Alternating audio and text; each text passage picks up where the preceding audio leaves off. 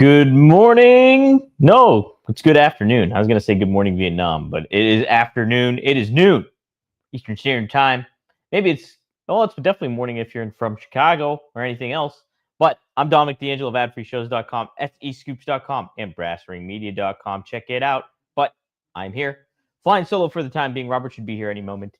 But I'm here for Rumor and Innuendo. Talk a little bit of wrestling. We're going to preview SmackDown. We got some other talking points to have as well before we close out the weekend here, which kind of been basically a tepid wrestling week. Not a whole lot of crazy news or anything like that. I recorded with Rob Van Dam last night, and I was really strapped for topics to cover. I really had to do some digging, and but me and Rob had a great show. We went 2 hours. We covered a lot of great ground. Rob talked about this really defining moment for ECW with him. Won't spoil it, but I thought it was a really, really fascinating story about what Paul Heyman had to say to him on one of the most pivotal moments in ECW history. So pretty cool there. And then on top of it too, we talked about funny story with him being overseas, getting kicked out of a bar, and then what was another? Oh, he dispels a major pro wrestling myth. So it will be available on Monday. If you're a RVD TV member, you can watch the full stream now, but sign up at rvdtv.com, or you can go to RVD's YouTube channel. It's already up there. So I don't have control of that one. But let's see how folks in the chat. Triple E says, "What's up?" Johnny Disco says, "Happy Friday, R&I." Wrestling Old Head says, "Happy Friday, everyone. Good after morning." That's right. You said it better than I did. Johnny Disco, it's still morning for me. See, it's still morning for Johnny Disco. Good. Huge news out of the Ring of Honor taping. Did you happen to hear about the former WWE star that debuted? Uh-oh. Who debuted on ROH? Who debuted? Devin Dowling says, "Hey, yo. Shannon Moore." What? No way. That's awesome. I love Shannon Moore. Shannon Moore is great. Had him on Road Dogg a couple of years ago. Man, what a great positive story that he is. Hey, speaking of positive stories, boom, Mr. Robert Karpelis is in the house. How are you, man? Happy Friday to you. Happy Friday. Yes. I just got the news that Shannon Moore actually debuted on ROH last night. Really? Yes. That's awesome. Isn't that awesome? I love Shannon Moore. He's such a great person and really makes cool sense. Florida guy. Yeah, right. I know he's based down here, so would love to see Shannon Moore flourish a little bit. Happy to be flourishing myself here for this week. I missed yesterday. Glad I'm back today. Charging forward. Should be good going forward. Hey, yes. How was your Yom Kippur? Good? It's not that kind of holiday. I know it's not like I was trying to reserve myself to say Happy Yom Kippur because it was the perfect look. It's a nice day of self-reflection and atonement and tempering how you respond to things and looking at the best in the world. And then I see the news that Andrade returned on Dynamite. I'm like, you're really testing me here, guys. That and the Hangman Adam Page Samoa Joe match that we were joking like, boy, if they get really lazy, they'll probably just do Hangman and Joe. And here we are. Here we are, Robert. Yeah, why don't you give your quick thoughts on some Dynamite aspects?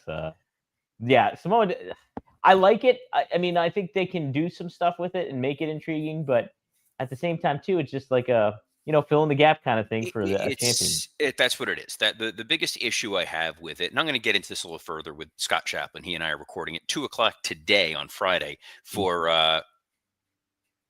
My God, I just forgot the name of the damn podcast. Working Stiff. I keep trying to not call it Wrestle Roast. I missed Wrestle Roast. It was a good name. But yeah, so the biggest takeaway that I had from that is you're charging this full boat pricing. I'm going to keep harping on it every time, and it's going to be a broken record, and that's fine. You're charging a full price for a pay-per-view, and you're not really giving people that sort of large value that I would justify and say, all right, if you're going to charge that $40 price tag on Max or $50 or whatever it may be, your main event match better be a really well thought out, highly contemplated contest. Instead, it's Joe and Hangman Page, which will be a great match, but absolutely feels like an afterthought. And you can't do that to your audience. I don't think that that's necessarily fair. And I know people are going to say WWE does it. The WWE price point is a significantly lower price point. And even if you want to bandy about that $30 a month cost, the reality is, because now that I've actually signed up for the damn thing, when you get it bundled with Disney Plus and Hulu and Jimmy Kimmel's Back, you can get all that and you're going to be okay. And you're not going to upend society. It's that you're getting all that for, I think, like $30 a month. So it's not like you're spending an inordinate amount of money for one streaming service and all it's giving you is a one-off WWE show. There's a lot of other content on there. And on the AEW side, I kept saying, like, boy, I really hope they deliver something meaningful and significant for this Wrestle Dream show. And instead, it's a nice match that doesn't feel like a main event. Where else would you have gone, though, I guess? And that was kind of what I kept saying nervously all along. I mean, if in reality, in similar vein, I could have seen a world where they pivoted to the demand and they had Ricochet going up against Hangman Page. At least it's a heel, who has been a heel, who has now earned that shot. He's been, working his way up as a single star. He's built a stable. They beat the Hurt Syndicate. This guy's got a little momentum, and you're going to get a great back and forth match. Right. Instead, you're getting babyface versus quasi babyface in a very muddled kind of story where they're all on the same page, they're all singing from the same sheet of music, and then all of a sudden after they're like, well, now I don't like you and you don't like me, and now we're going to go wrestle. And I'm like, I don't know. That to me felt a little less than. And there are some people who are going to say Hangman versus Ricochet may have been lesser than, but I would argue they had been building Ricochet up. And if there was a direction, if they knew where this was going, you could have been leveraging that this whole time. Yeah, for sure. And thankfully, the Don Callis family added another member because Lord knows they just didn't have enough. Two new. Well, we don't know. We know for sure Andrade is aligned with them.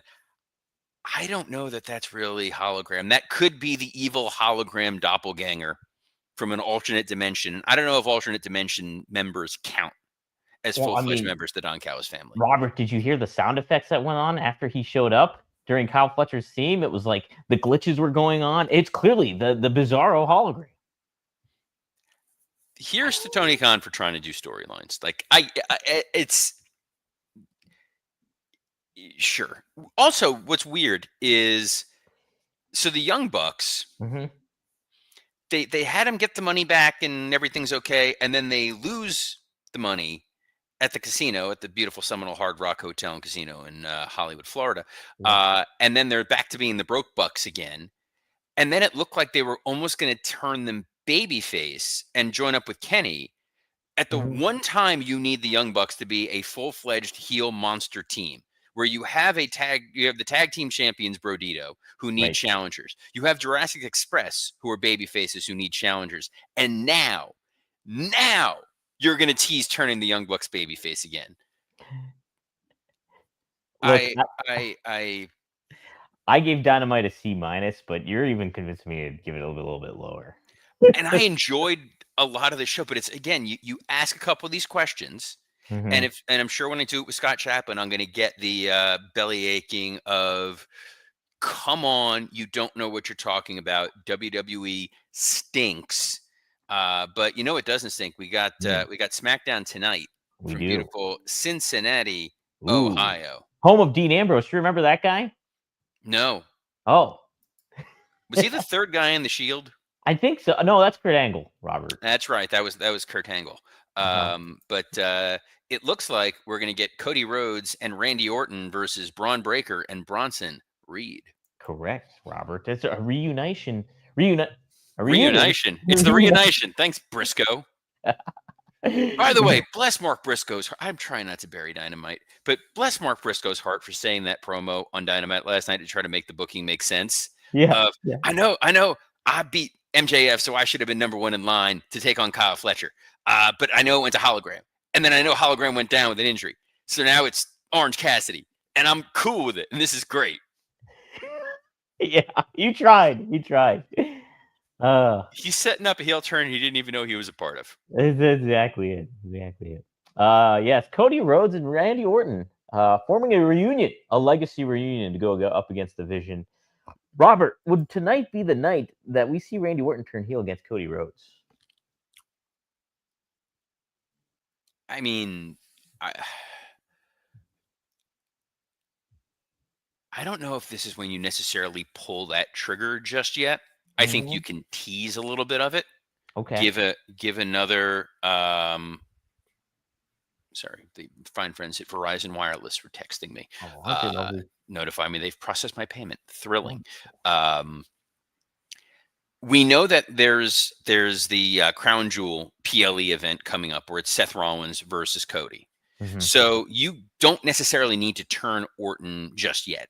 You can turn Orton, quite frankly, at Crown Jewel, and that be the Yeah. reason that Cody loses, and then you move to a Cody Rhodes versus Randy Orton match at Survivor Series, and still free up the Vision and Brock Lesnar for War Games. Right. Yeah. Which would be great, I think. I think that'll be great. Yeah, I think you can absolutely get there, and I think the fact that we're getting this Drew McIntyre Jacob Fatu feud is most likely going to lead to them potentially being plugged into War Games. Yeah, and that would make a lot of sense as well. Hey, what's been making sense is that United States Championship Open Challenge. Sami Zayn will be doing that again tonight as he takes on a wrestler named TBA. Do you know who TBA is, Robert? Um, what's I wonder if he was part of. There was a tag team that I created years ago in a company we don't talk about with Jason Cade and Wheeler Yuta. Mm. They were called Team TBD, Oh, okay. which ultimately turned into them being the best duo. Okay. So But this could be the best alliance, perhaps? the best athlete. Oh, there you go. Maybe that's it. Yeah, that makes more sense. Yeah, I Well, don't know. Maybe they use this to bleed into that TNA NXT war that's going on, that's coming up. Maybe this is a chance to further the Miz and Carmelo storyline here. Maybe Miz answers the Sami Zayn Open Challenge. Maybe this is a way to bring back Solo. Don't know. I would. Maybe it's which is the one from Pretty Deadly who's still on the roster? Oh God, Who's not still Elton on the roster Prince. but isn't hurt?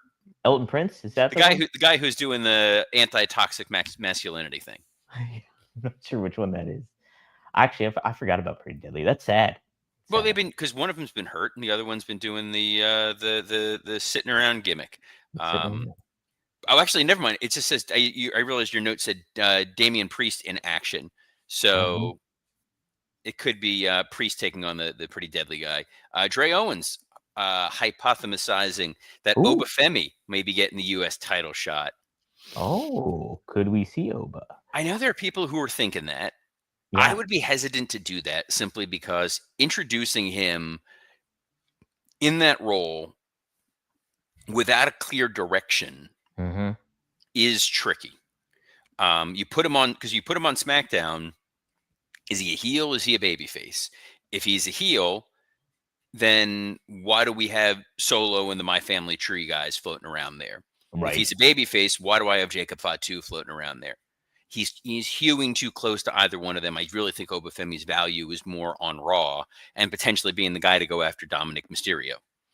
And you know what? Like, I think too, if you follow up NXT guy with another NXT guy too, at the same, like in 2 weeks, I don't think that adds the intrigue as much as it typically would. I think if you leaned into the aspect, oh, a TNA guy shows up to challenge Sami Zayn, now that might be pretty cool if you can do that, pull that off. It could be. Look, I'd love to Mhm. see throw Moose out there. I love Moose. Moose is Oh, great. We had him yeah. as part of a BRCW show. Took on James Ellsworth, and my kids loved Moose. Very fun name to chant. That's what my son loved chanting Moose. Yes. Well, a It name like was Moose, you can't it go was a wrong. blast for him. And and Tiffany Stratton's going to appear, so that's going to be a thing Yeah. as long as Yeah. she's not wrestling. Don't. Yeah. She's not on the card to do that. She just appeared as. So it says.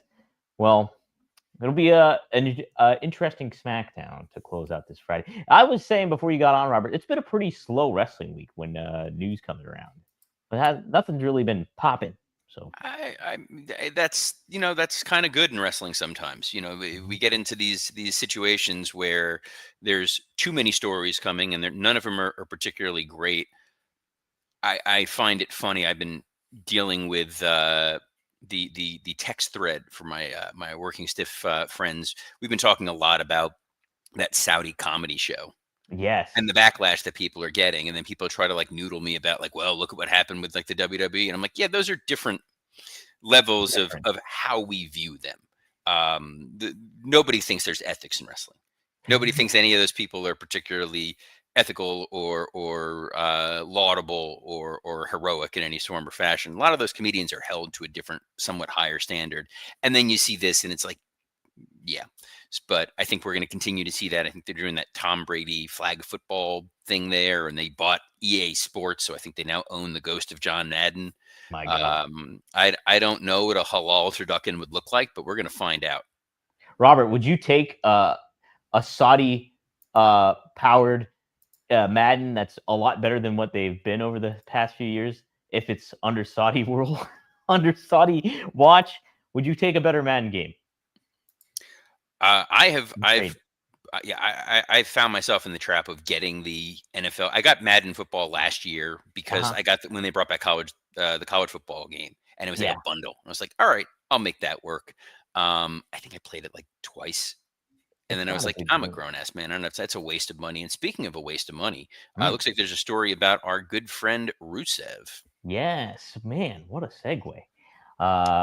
Yes, according to Dave Meltzer, friend of the show, happened to say the following on Wrestling Observer Radio about Miro, aka Rusev. According to him and Tony Khan, this was the most ill-spent money Tony Khan probably ever did, or among them. I shouldn't say the most, but among them, that was one. Because it's like this guy wouldn't do anything in AEW, and then he goes to WWE and he's putting over Dominic. I mean, he wouldn't put over guys twice as good as Dominic in AEW. That's subjective, Dave. I would say twice as good as Dominic. How are you weighing that out? And yeah, is that Tony's his biggest mistakes? I don't think so, Robert. Do you? I think Rusev was one of his biggest mistakes because he had an opportunity with Rusev and Malachi Black or Aleister Black, however you want to call him, to plant a flag and send a message. Mm-hmm. And it was something that during the Monday Night War, Vince was very cognizant of doing, more so than Bischoff. Bischoff would take a wholly formed character and plug him into Nitro and sink or swim. Like it was just, all right, we bought the big boss man. He's going to go out there. He's going to have 10 different gimmicks. When Boss Man goes back to WWF, now we're going to make him a main event level threat. Yeah. That was what Tony Khan really had an opportunity to do in a very strong strategic way, which was take the three underutilized guys, being Andrade, Malachi Black, and Rusev, and make them the main event threats that we always thought that they should have been in WWE. And then you're sending a message to that WWE locker room. Hey, are you a guy that's not really being used to your highest and best potential? Are you a guy who feels that you have something creatively to give that you're unable to give? Do you feel like you're not being able to deliver the best kind of matches that you want? Do you feel like you should be a world champion? Come on over here to AEW. We're going to give you those opportunities to shine. Right. And almost be a laboratory like what Paul Heyman had created in ECW. There was, I think it was JBL was talking about this, of like the top guys that WCW squandered. And two of the names in that list he mentioned were Foley and Austin, and said Foley and Austin both found ways to thrive in ECW. Right. Where it's, give me a camera, I'm going to cut you a promo. Give me a match, give me an opponent, I'm going to give you a great match, and I'm going to develop who I am. And if AEW was able to be that place and create those opportunities, I think you would have seen more guys jump, because it's a lighter work schedule. It's more of a guaranteed pay and a chance to write your own ticket. That was where AEW was the biggest threat to WWE. But then when you see all three of those guys leave and go to WWE, and whether or not they've found that same level of success, I think they realize the grass isn't necessarily greener. That's why you're going to get a more flexible Rusev, who at least feels like there's a plan. There's a vision, for lack of a better term, for me, where I am over here, and I can either, I'm going to be as happy or happier making really good money versus being in AEW and feeling like I'm spinning my wheels. Right. I think from the Meltzer perspective of it, though, I'm saying that I don't think it's his biggest mistake because he's making it seem like it's all Rusev's fault that he didn't flourish. When as like no, I think Tony fumbled Rusev, like what you're saying. I think it didn't work out because he wasn't made the most out of at that I time. mean, the Andrade piece is interesting Mm-hmm. because it was, I mean, Wrestling Observer, same as he was quick to point out, like, hey, Andrade was dismissed from WWE for disciplinary matters, including apparently failed drug tests, Several, yeah. wellness policy violations, and then lack of communication and unreliability and all the things Jim Ross likes to hem and haw about. So for him to jump back so quickly with this spectra of, was Andrade testing positive for something? Was he not a great behavior case? AEW has not necessarily done great with those type of guys. We're now first seeing Sammy Guevara getting used for the first time in years. We're now first seeing Jack Perry be used in a more consistent basis. It's an interesting time, 6 years in, for our friends at All Elite Wrestling. And there's another story you got here. Bully Ray on Seth. Yes, Oh yes. God, I haven't read the quote. It's a Bully Ray quote, so I'm just going to kind of All right, so it's about prepare emotional myself. connection. It's about emotional connection here with Bully Ray. He mentions 3 stars. I think 2 of at least were CM Punk and Cody Rhodes. He says all 3 of those guys have a unique emotional connection. Emotion, that's all this effing business is about. The emotional manipulation of the fan base is how you can get them to love you or hate you anymore. That's it. Seth doesn't have that level of emotion yet, and he's been around for a long time. You're not as quick to say, is pro wrestler as you were with the other 3.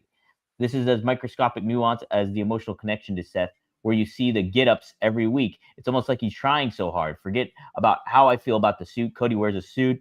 He says, oh, Roman's the other one. Roman could be walking into a gym or a grocery store, and Punk looks like your regular everyday guy. They could be wearing those clothes anywhere. Seth is putting his garb to go stand at in the middle of the ring. He's putting Seth Rollins on a Monday night and taking it off on Tuesday morning. I think that's a pretty fair assessment, though, from Bully Ray. But what do you kind of think on that, Robert? It is, because Seth is he's neither hide nor hair, which is a term I use quite a bit on this show, but that's fine. He's he's the flashy guy who wears the ridiculous over the top outfits like he's David Byrne. He's also the guy who is the torchbearer for the future of the industry. Mm-hmm. He's also the guy who feels that he didn't get respect for being the sole company man when everybody else left. He's also a manipulative architect of evil. Too many things. That's a lot. And it is harder to connect with it. Like, Cody was that as well. His benefit now is we've taken this sort of emotional journey with him as a person. Roman, it took forever to get to that point where there's an emotional connection with him. Punk was groundswell. Punk was the Ring of Honor kid, came from the Indies, fought to get his way onto the main roster, and then nobody wanted to give him a chance, and he finally did. Ironically enough, that was a lot of Seth Rollins. I saw Tyler Black wrestle in a high school gymnasium. Yeah. And you see him here, and it's like you think of him as the corporate guy, and like, no, he's very much the indie guy. He's the guy who toiled in FCW to make it where he is now.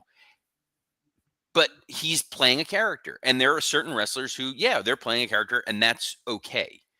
Seth has never really been given the 1A spot. This is sort of the first time he's been top heel. Mm-hmm.